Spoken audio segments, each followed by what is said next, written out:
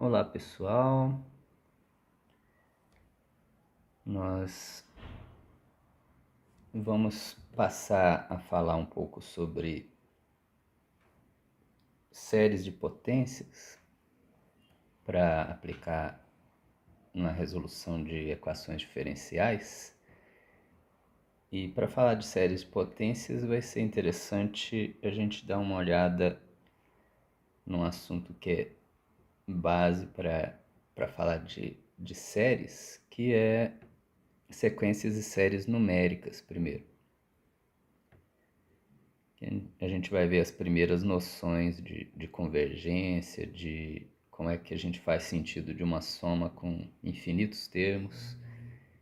E então essa aula de hoje é para a gente dar uma olhada assim panoramicamente. É um assunto vasto, mas a gente vai dar uma olhada nos principais aspectos de sequências e séries numéricas para avançar em direção a falar de séries de potências. Então, primeiro vamos entender o que a gente quer dizer com esses nomes, esses termos. O que é uma sequência, o que é uma série. Bom, uma sequência, do ponto de vista matemático, é simplesmente uma lista infinita de números. Qualquer número, qualquer lista que você faça colocando números em sequência, que eu dei alguns exemplos, os números meio, 2/3, 3/4, 4/5, 5/6, etc. e tal, formam uma sequência. Os próprios números naturais, 1, 2, 3, 4, 5, etc., formam uma sequência, ou seja, uma sequência é uma sucessão de números aí infinita. É diferente de simplesmente um conjunto, porque na sequência você pode repetir números. Por exemplo, esse terceiro exemplo, menos 1, 1, menos 1, 1, menos 1, 1, é uma sequência que vai alternando, mas repetindo sempre os mesmos elementos. Essas sequências, os três exemplos que eu dei aqui, seria possível a gente escrever uma expressão para o termo geral dessa sequência. Às vezes a gente vai chamar essa sequência de AN ou XN ou qualquer coisa do tipo, com N indo de 1 até infinito. E o enésimo termo dessa sequência é N sobre N mais 1.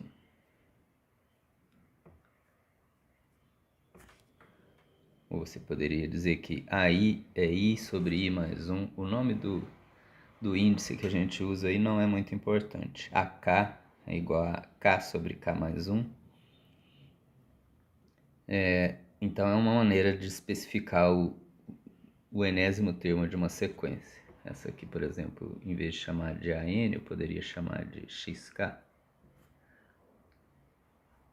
K indo de 1 até infinito. E o késimo termo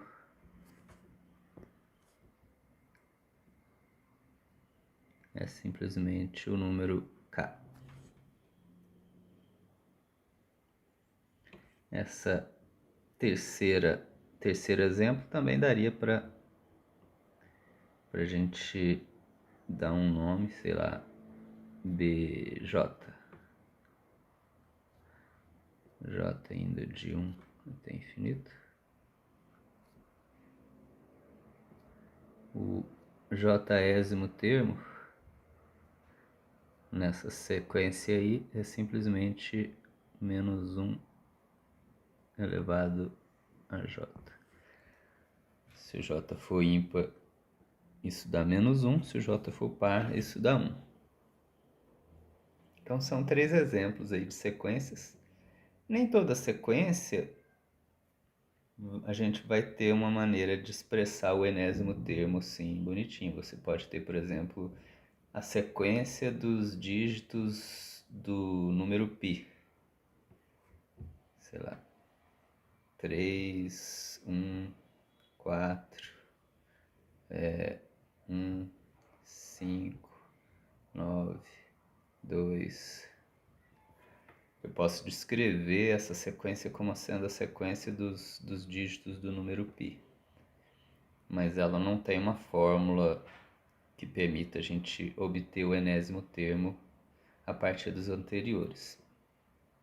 Ou a gente pode ter alguma sequência que é definida de maneira recursiva. Por exemplo, deixa eu pegar outra cor aqui. Por exemplo, a gente pode ter AN. Aliás, deixa eu definir primeiro um primeiro termo.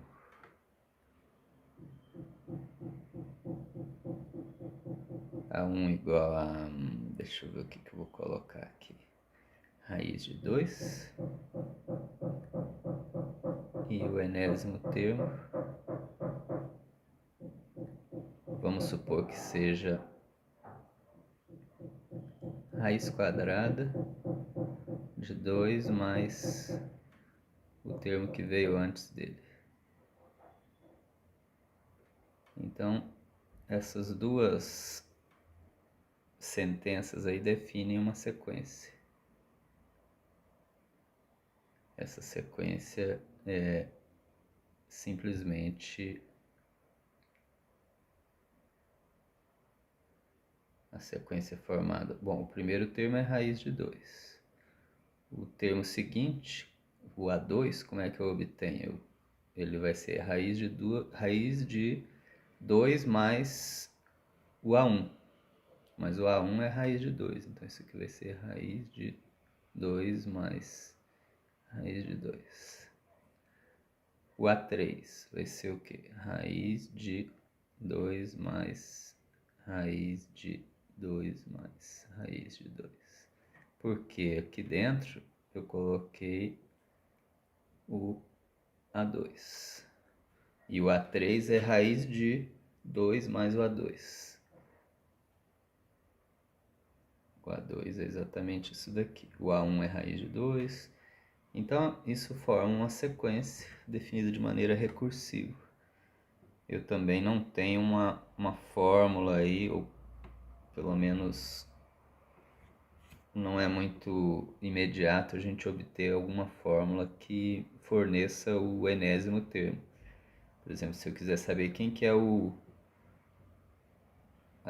centésimo termo dessa sequência aí, eu teria que ir construindo os termos que vieram antes dele para obter o centésimo termo. Talvez tenha uma maneira de obter uma fórmula para o enésimo termo, mas não é, pelo menos olhando assim, não é evidente. Eu não sei dizer se tem, teria que dar uma investigada nisso daí, se é possível. Uma sequência famosa ou conhecida, definida de maneira recursiva, é a sequência de Fibonacci. Vocês já devem ter ouvido falar. Ela fornece os dois primeiros termos, e aí a partir do terceiro você obtém o enésimo termo somando os dois que vieram antes dele. O enésimo termo é a n menos 1 mais o a n menos 2. Então, com isso você obtém os dois primeiros são iguais a 1. O terceiro termo é o primeiro mais o segundo, que é 2. O quarto termo é o segundo mais o terceiro, que é 3. O quinto é o terceiro mais o quarto, que dá 5. e assim por diante. 8, 13, 21, etc. Então, isso aqui é a sequência de Fibonacci.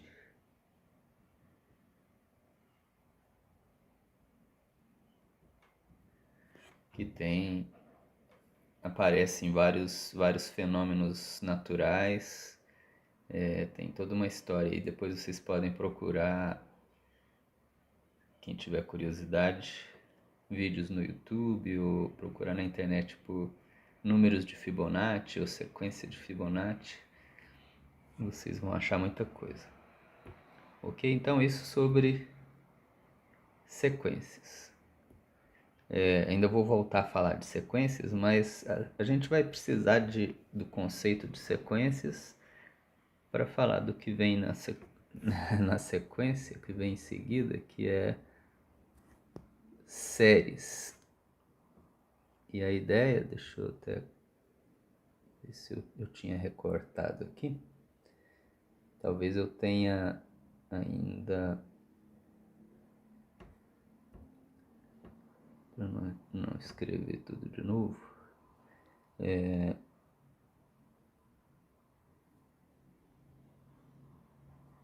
que é o seguinte, que uma série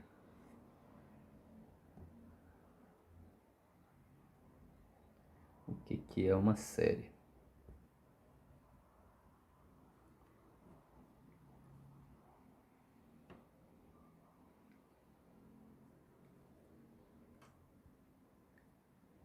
Então uma sequência é uma lista com infinitos elementos, infinitos termos, uma lista infinita aí, e uma série é uma soma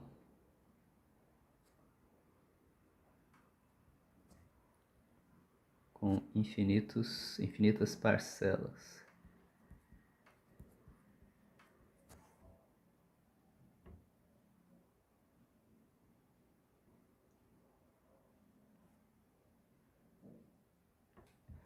Uma soma com infinitos termos é o que a gente vai chamar de uma série. E coloquei alguns exemplos aí. Nesses exemplos é possível a gente escrever isso como uma soma usando notação de somatório. É possível escrever o termo geral dessa soma. Então, essa soma aqui, por exemplo, a gente pode escrever como a soma com n indo de 1 até infinito de 1 sobre 2 elevado a n. Tem essa notação mais compacta aí, usando esse símbolo de somatório. Vocês já devem ter visto em algum lugar. Ele simplesmente quer dizer isso. Somar essa expressão que aparece na frente, 1 sobre 2 elevado a n, para n igual a todos os números inteiros aí, começando no n igual a 1 e seguindo todos os valores inteiros aí de n até infinito. Então é uma soma, daqui a pouco a gente vai ver como é que a gente faz sentido disso, mas a ideia é que essa soma tem infinitos termos. Essa outra que está embaixo, a gente pode escrever ela, os nomes das variáveis aí, ou do índice, não importa. Aqui eu poderia, em vez de chamar de n, poderia chamar de k, indo de 1 até infinito. Soma do que nesse caso aí? Observa que está alternando o sinal dos termos, então eu vou precisar de alguma coisa para alternar esse sinal. Vou colocar menos 1. Se eu colocar menos 1 elevado a k,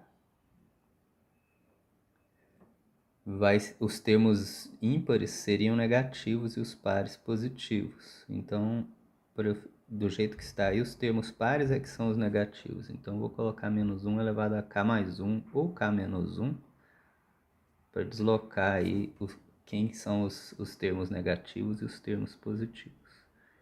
Tanto faz se eu colocar k mais 1 ou k menos 1. E no denominador eu tenho aí o K. 1 sobre 1, 1 sobre 2, 1 sobre 3, 1 sobre 4. Então, essa é uma série que a gente chama de série alternada, porque ela vai alternando o sinal. E essa outra terceira aí, a gente poderia escrever ela também como somatório de raiz quadrada de n, ou de j, ou de... Pode dar o nome que você quiser para o índice, j ainda de 1 até infinito, de raiz quadrada de j. E uma noção que vai ser importante para a gente é a noção de convergência ou não de uma série. E para falar de convergência de série, a gente vai ter que falar de convergência de sequências. Por exemplo, esse terceiro exemplo, se você somar 1 mais raiz de 2, mais raiz de 3, mais raiz de 4, continuar somando indefinidamente, será que isso daí resulta numa soma finita? É mais ou menos fácil a gente concluir que não, porque qualquer raiz quadrada de... Bom, o valor dessas raízes aí vai crescendo, né? A raiz de 4 já é 2. Quando você estiver lá no 9, a raiz quadrada vai ser 3. No 16, a raiz quadrada vai ser 4. Então, esses números estão sempre aumentando e sem teto. E você somando eles ainda, então isso aí vai explodir, vai... A gente diz que essa soma é infinita, ou que a série é divergente. Já essas outras duas primeiras não é tão óbvio se elas são divergentes ou convergentes. A primeira até daria para você argumentar.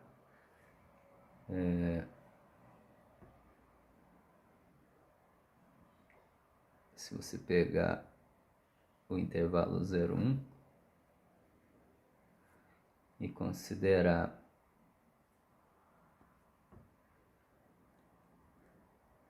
na verdade aí eu vou precisar do intervalo 0 a 2 porque tem o primeiro termo ali que é o 1. Então eu vou acrescentar mais um aqui.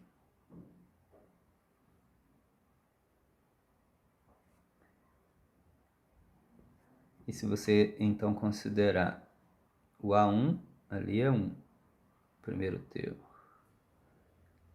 Inclusive eu falei A1, a gente às vezes usa essa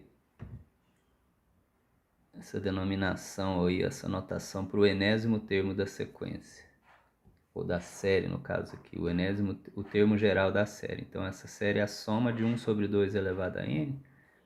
A gente pode dizer que esse 1 sobre 2 elevado a n é o enésimo termo da série. Então a enésima parcela dessa soma infinita aí. Então no caso dessa série do primeiro exemplo, o enésimo termo é 1 sobre 2 elevado a n. Primeiro termo é 1. Quando você somar com o próximo termo, que é meio, meio é a metade do que falta entre 1 e 2 aí. Você vai parar no 1,5. Aí o terceiro termo é 1/4, que é a metade do que falta para você chegar no 2. 1 mais meio mais 1/4 vai dar... no caso aí é 1 mais 3/4, 1 são 4/4, mais 3, 7/4. Deixa eu colocar esses valores aí, isso aqui é 3/2, isso aqui é 7/4. Se você somar o 1/8, que é o próximo termo, ele é exatamente a metade do que falta aí para chegar no 2. Então esse ponto aqui na reta é o 7/4 mais 1/8. 7/4 é a mesma coisa que 14/8, mais 1/8, 15/8. E assim sucessivamente, você pode ir somando mais termos. como a gente está sempre somando metade do que a gente somou no termo anterior, a gente está sempre somando metade do que falta para chegar no 2. Então dá para a gente perceber que essa soma aí, por mais termos que você vai somando, ela vai ficar sempre menor do que o 2, porque você está sempre somando metade do que falta para chegar no 2, vai sempre tendo a outra metade, e aí no passo seguinte você soma metade daquele novo pedacinho que falta, então você nunca chega no 2. Então dá para a gente pelo menos concluir isso, que essa soma não vai para infinito. Agora, será que ela se aproxima cada vez mais de um número? A gente vai ver que ela se aproxima cada vez mais de 2 mesmo. Então vamos examinar com um pouquinho mais de cuidado essa soma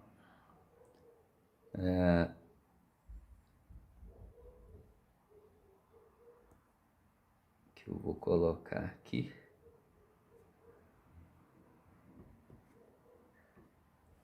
Essa soma de 1 mais meio mais 1/4 mais 1/8 e assim sucessivamente, que é a mesma coisa que a soma com n indo de 1 até infinito,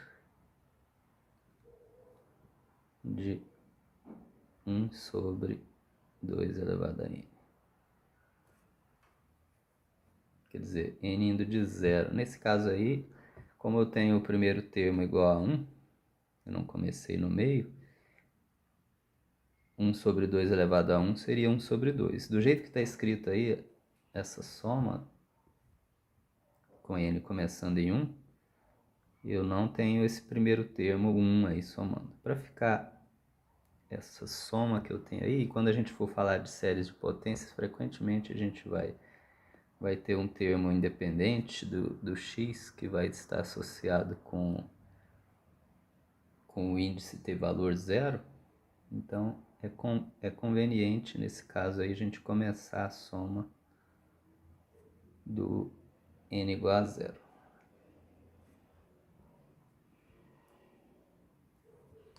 N igual a zero até infinito. Então como é que eu vou fazer sentido de uma soma dessas? Uma soma com infinitos termos. A ideia é que eu vou olhar para a soma ou para somas parciais. A enésima soma parcial.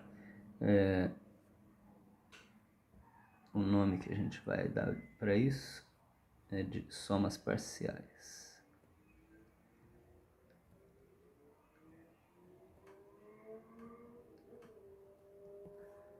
Vou chamar de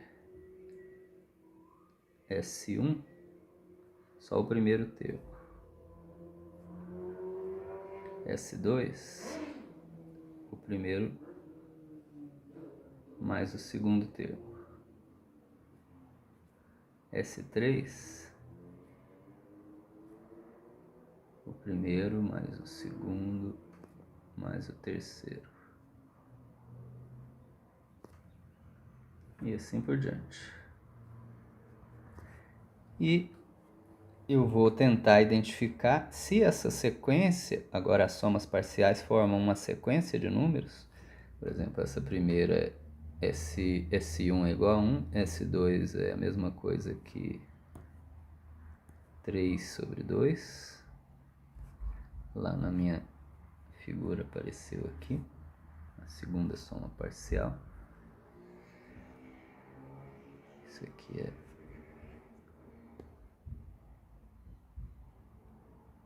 3 sobre 2.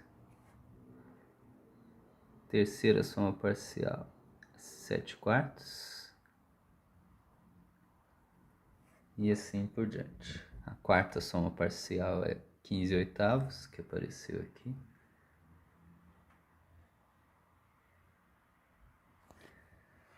Então, eu posso olhar para essa sequência das somas parciais e perguntar, será que ela tende a algum número específico quando n vai ficando grande, quando n tende a infinito. Então é dessa maneira que a gente vai fazer sentido dessa soma infinita. Se essa sequência das somas parciais tiver um limite bem definido, ou seja, se aproximar progressivamente de algum número, no caso aí desse exemplo, ela vai se aproximar cada vez mais de 2, mas eu vou justificar isso melhor daqui a pouco. E aí a gente diz que a sequência das somas parciais converge, então a série, que é a soma com os infinitos termos, converge também. Cada soma parcial é uma soma com um número finito de termos, então é um objeto que a gente já está mais acostumado a lidar. Por exemplo, a terceira soma parcial é 1 mais meio mais 1/4, não tem nada de diferente ou de difícil de captar aí nessa definição da terceira soma parcial. Se você pegar qualquer soma parcial, por maior que seja o n, a S100 vai ser soma de 100 termos, um número finito de termos. É muita gente, mas a S1000 vai ser soma dos 1000 primeiros termos. A S1.000.000 vai ser a soma dos 1.000.000 primeiros termos. Então, é muita gente, mas é uma quantidade finita ainda assim. E é calculável, ou é possível calcular. Não sei por que sumiu um pedaço aqui do Fibonacci. Deve ser alguma hora que eu fui apagar alguma coisa. Deixa eu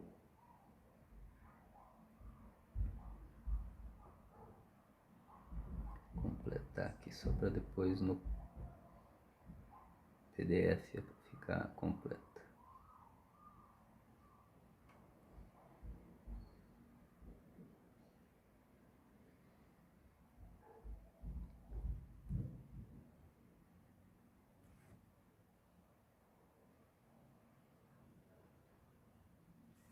Então, por isso que a gente vai ter que falar de sequências, porque eu vou entender que uma série converge, ou seja, que eu vou poder atribuir um valor para essa soma, se a sequência das somas parciais convergir.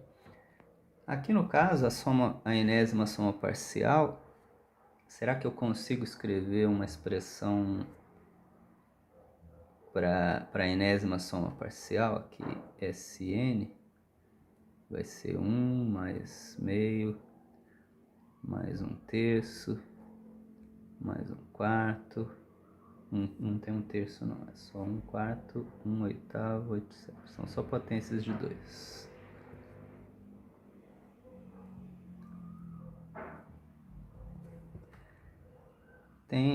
Quer dizer, essa aqui tem que terminar.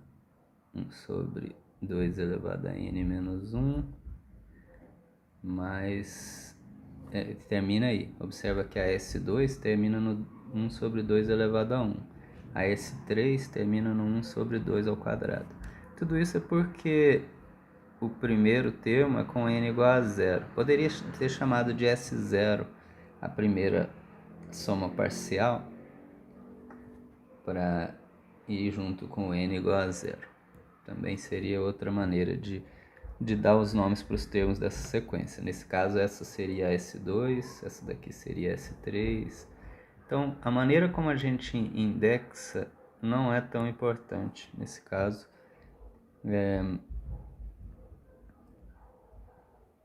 A gente pode definir a enésima soma parcial como a soma dos n primeiros termos da sequência. Então, a soma só do primeiro termo, embora eu tenha escrito essa soma com n igual a 0, começando no 0, eu poderia deslocar, inclusive, essa definição da soma, ou essa notação de somatório.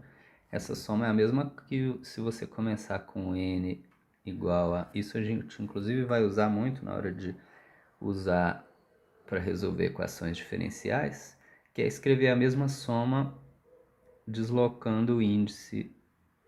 Em vez de começar com n igual a 0, eu posso começar com n igual a 1, n indo de 1 até mais infinito, e aí eu compenso isso na hora de escrever o termo geral aqui, 1 sobre 2 elevado a n menos 1, em vez de 1 sobre 2 elevado a n. Porque aí quando n é igual a 1, n menos 1 vai ser 0.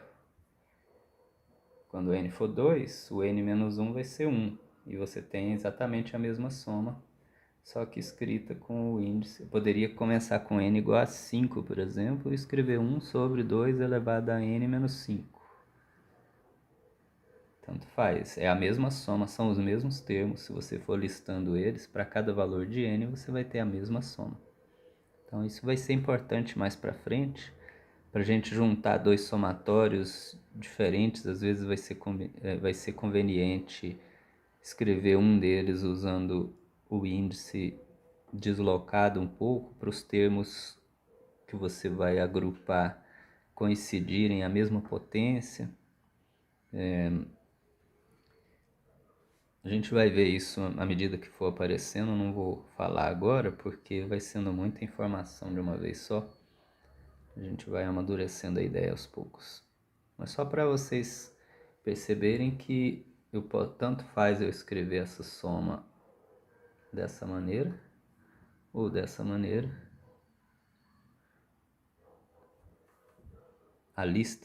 A soma em si é a mesma. Os termos são os mesmos, se você substitui os valores de n. Então,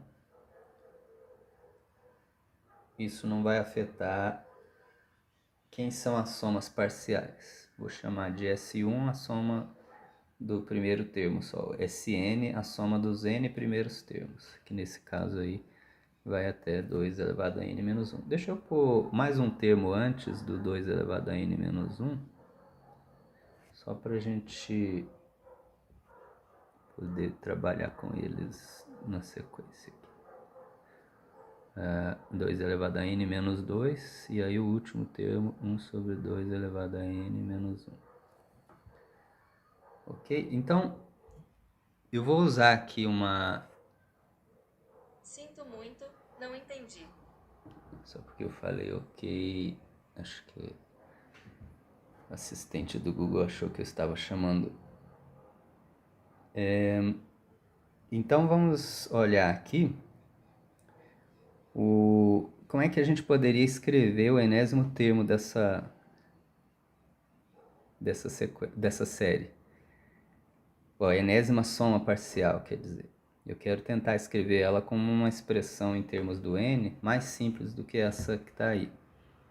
E uma estratégia que vai ser muito usada, como cada termo, essa é uma série que a gente vai chamar de série geométrica daqui a pouco. Mas cada termo dela é obtido do anterior multiplicando por um número fixo. Por exemplo, nesse caso é meio. Cada termo é metade do anterior. 1/4 é metade de meio, 1/8 é metade de 1/4 e assim por diante.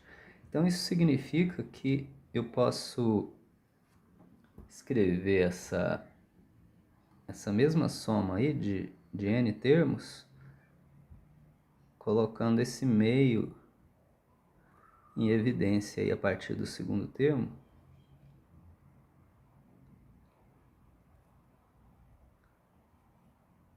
Meio vezes 1 é meio, meio vezes meio é 1/4, meio vezes 1/4 é 1/8, e assim por diante. Coloquei em evidência aquele meio. E aí lá no final, eu vou ter 1 sobre 2 elevado a n menos 3, porque quando você multiplicar pelo meio que está lá fora, vai dar 1 sobre 2 a n menos 2. E o último termo, 1 sobre 2 a n menos 2. Então, reescrevi a mesma soma dessa forma. Observa que os termos que estão aí dentro entre parênteses, são exatamente esses n-1 primeiros termos. Então, o que está entre parênteses são esses termos aí.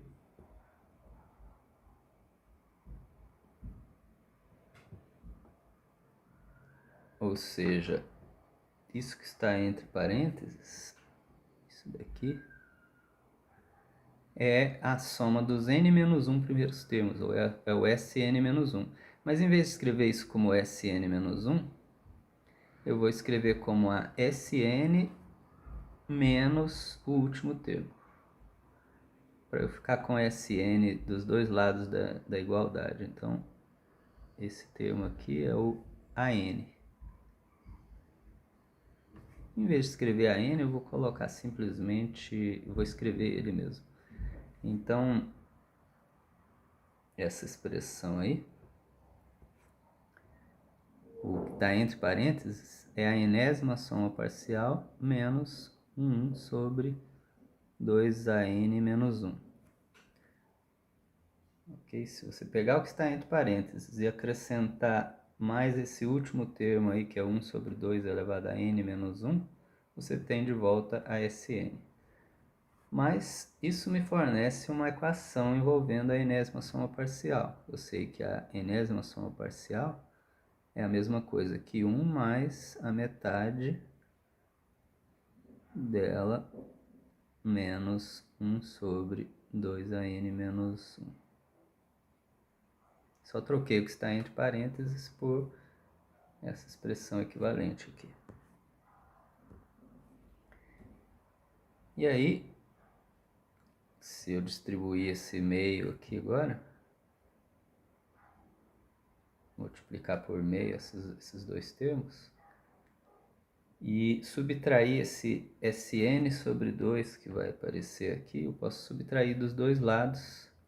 Aqui eu tenho Sn, se você tirar metade do Sn, vai ficar outra metade. E aqui você tem metade de Sn. Se você tirar metade de Sn, vai desaparecer esse termo. É como passar para o outro lado subtraindo.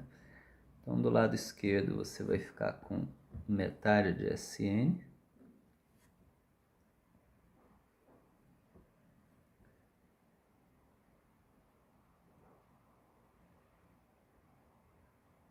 E do lado direito, 1 mais metade do Sn vai cancelar, porque eu justamente subtraí metade do Sn. Na verdade, a gente vai ter menos do próximo termo, 1 sobre 2 elevado a n, porque 1 sobre 2 elevado a n menos 1. Quando você multiplica por 1 sobre 2, 2 vezes 2 elevado a n menos 1 dá 2 elevado a n. E aí dá essa expressão, que você pode juntar esses termos aí. O 1 é 2 elevado a n sobre 2 elevado a n. Então, isso é 2 elevado a n menos 1, tudo sobre 2 elevado a n. Isso é a metade da enésima soma parcial. Logo, a gente pode multiplicar por 2 os dois lados e obter a enésima soma parcial como 2 elevado a n menos 1 dividido por 2 elevado a n menos 1. Ok? O que aconteceu aí com esse denominador? É equivalente a você... Esse 2 elevado a n aqui são n fatores 2. Do lado esquerdo tem o 1 fator 2. Então, se você cancelar 1 fator 2 dos dois lados no denominador, reduz em 1 a potência aqui do denominador. No caso aqui do lado esquerdo fica só o Sn. E do lado direito fica 2 elevado a n menos 1. É equivalente a você multiplicar os dois lados por 2. Porque aí um dos fatores 2 do denominador cancela com aquele 2 que você está multiplicando no numerador. Ok? Isso bate com o que a gente tinha, por exemplo, para n igual a 2. Quanto que é o S2? É 3 sobre 2. Se você calcular aqui 2 ao quadrado, 4, menos 1, 3. No denominador você tem 2 elevado a 2 menos 1. Então é 2 elevado a 1, que é 2. Então 3 sobre 2. O S3 vai ser 2 ao cubo, 8. Menos 1, 7. No denominador, 2 elevado a 3 menos 1. 3 menos 1 é 2. 2 ao quadrado é 4. 7 quartos. A gente tinha justamente 7 quartos S3. Então isso permite a gente obter a enésima soma parcial em termos do n, sem ter que ficar somando todos os termos para saber quanto que dá. Por exemplo, quem que é a centésima soma parcial dessa série? É 2 elevado a 100 menos 1 sobre 2 elevado a 99. Eu teria que fazer a conta para ver quanto que dá, mas você tem como fazer essa conta sem ficar somando os termos todos. E essa expressão agora permite a gente saber de quanto que isso aí vai se aproximar. Talvez escrito dessa maneira não fique tão claro, mas ainda a gente pode melhorar isso escrevendo essa expressão como... Vou escrever aqui para eu não ter que mudar de página agora. Não sei por que essa caneta em particular está com o traço mais grosso. Peraí.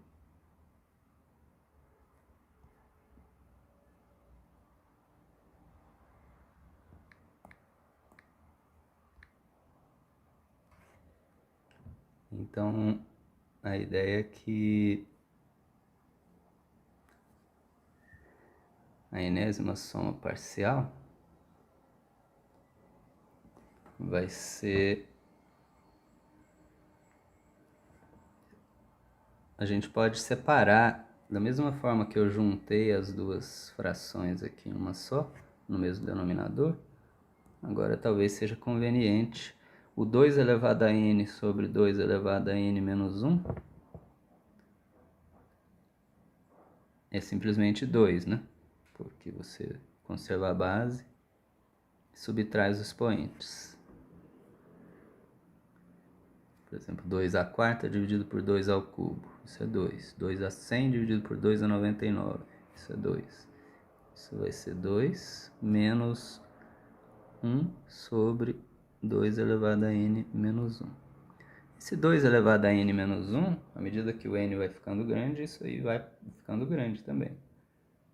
Quando n é 11, por exemplo, n menos 1 é 10, 2 elevado a 10 é 1024.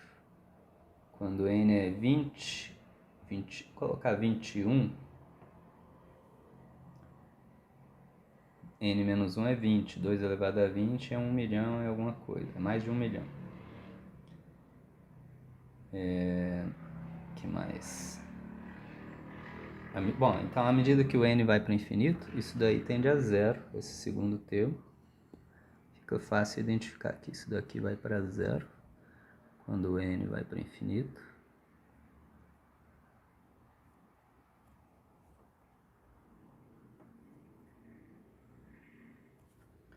E o Sn, então, tende a 2.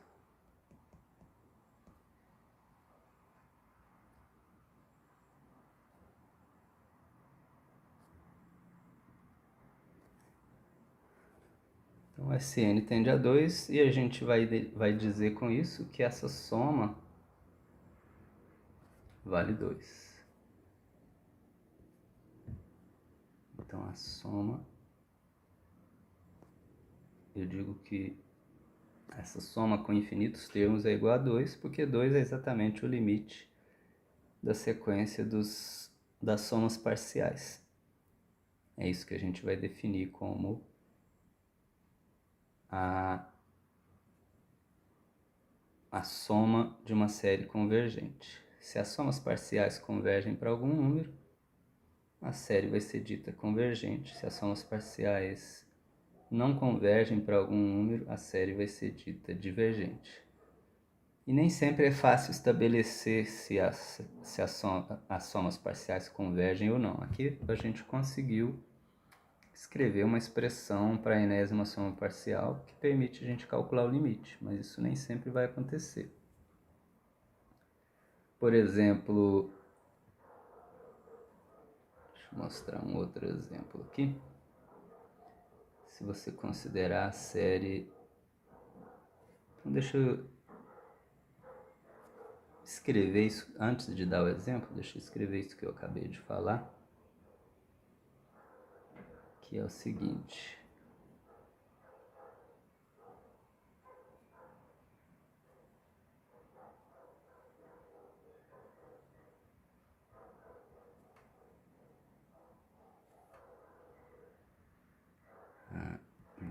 Dizemos que se a sequência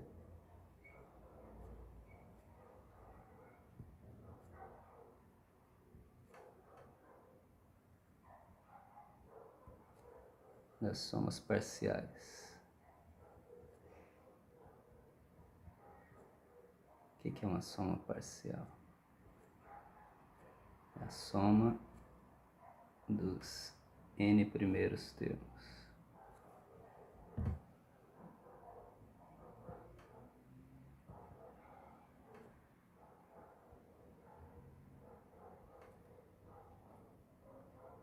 De uma série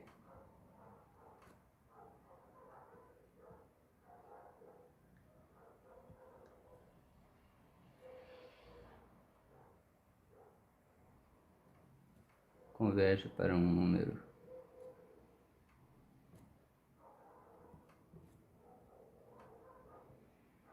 vou chamar de S.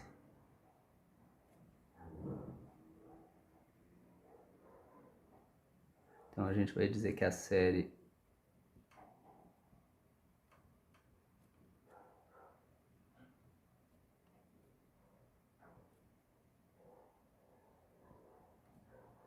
é convergente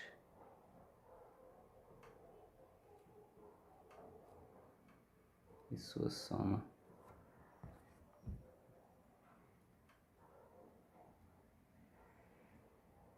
é S. Caso contrário,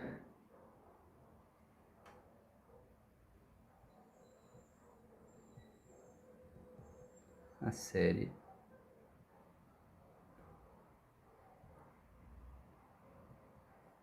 é dita divergente.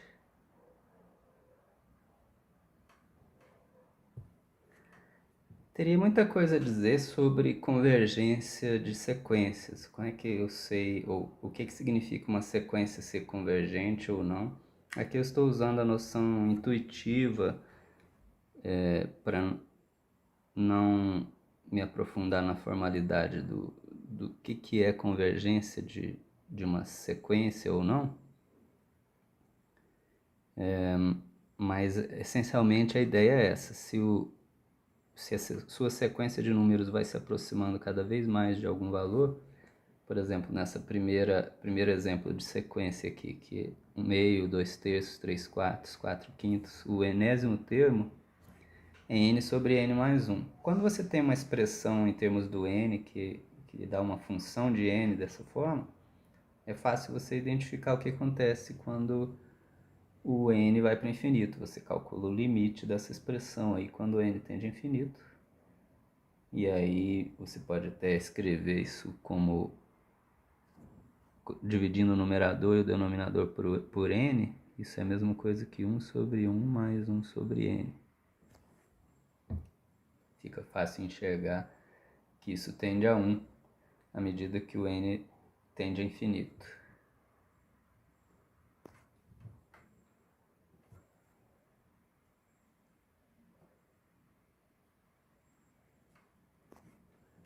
Então, quando é uma situação assim, é fácil você identificar o limite da sequência e dizer que ela converge, ou dizer que não converge, se for o caso. Essa outra sequência aqui também, a gente tem uma expressão para o termo geral, que é fácil identificar o que acontece quando esse índice tende a infinito. Aí. Quando o k vai ficando grande, o k vai ficando grande. Então, isso tende a mais infinito, a gente diz que essa sequência diverge. Quando k vai para mais infinito. Essa terceira, ela também não é uma sequência convergente por outra razão. O termo geral dela, que é menos 1 elevado a j, fica alternando entre menos 1 e 1, menos 1 e 1. Então ele não se aproxima, não tem um número do qual ela se aproxima cada vez mais. Quer dizer, sempre vai ter termos iguais a 1 e termos iguais a menos 1 à medida que você vai avançando. Deixa eu desenhar só na reta aqui.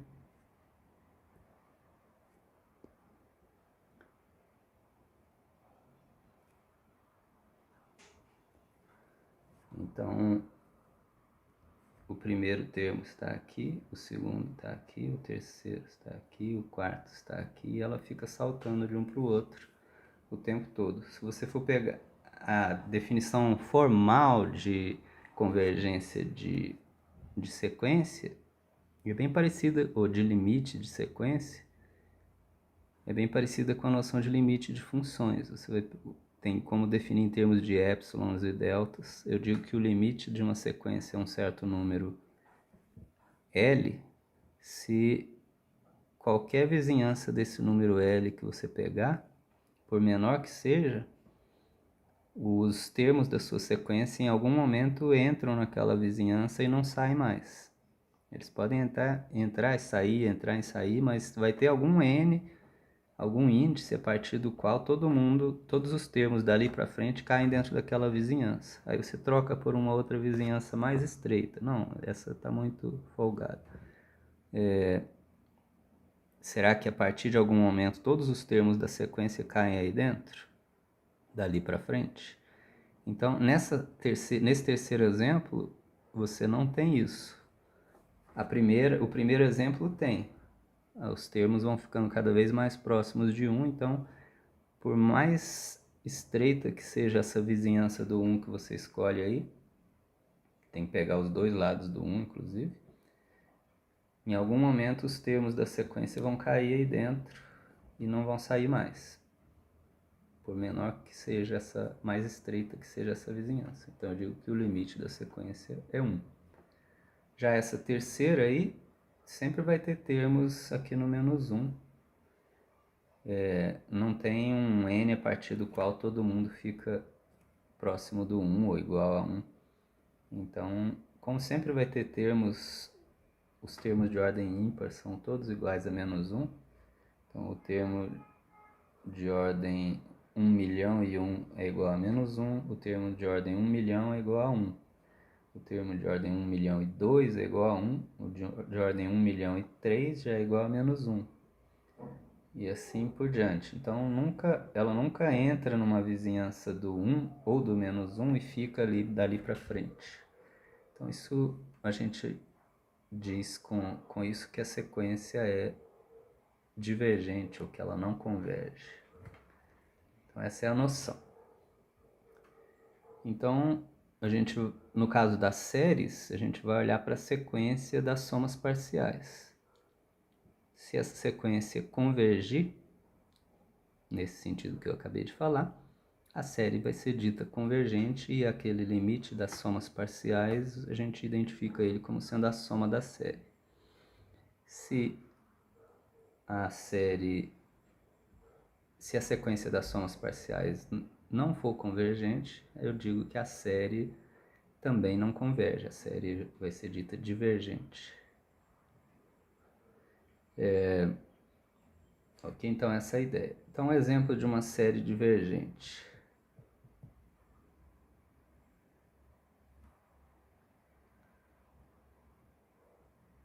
Somatório com n indo de 1 até infinito. Vou colocar n indo de 0 também aqui, que aí o primeiro termo fica positivo. Poderia pôr o n indo de 1 até infinito e pôr menos 1 elevado a n mais 1 também, equivalente.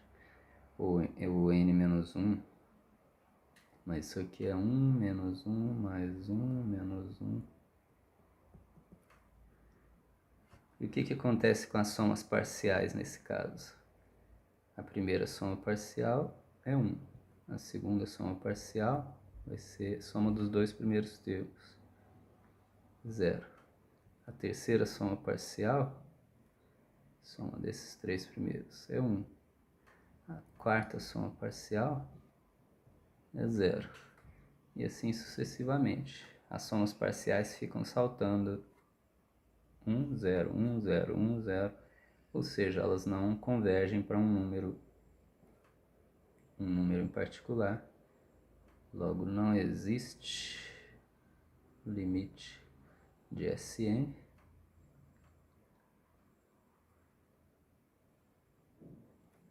Isso significa que a série é divergente ou a série diverge.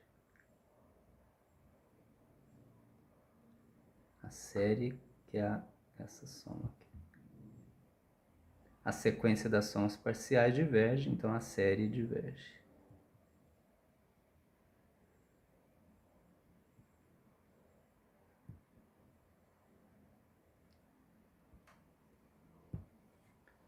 Ok?